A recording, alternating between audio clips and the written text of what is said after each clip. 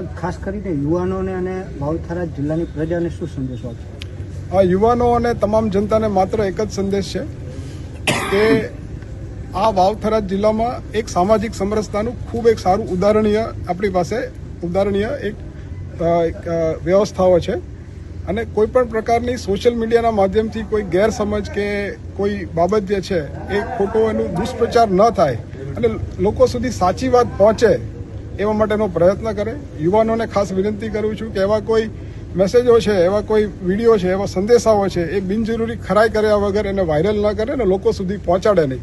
અને ખાસ કરીને જે વડીલો છે એ યુવાનોને સાચા માર્ગે લઈ જાય એ પ્રકારનું અમે લોકોએ સૂચના આપી છે. સોશિયલ મીડિયામાં સાહેબ જે પોસ્ટો થઈ રહી છે જે એના ઉપર પોલીસ નજર રાખી રહી છે.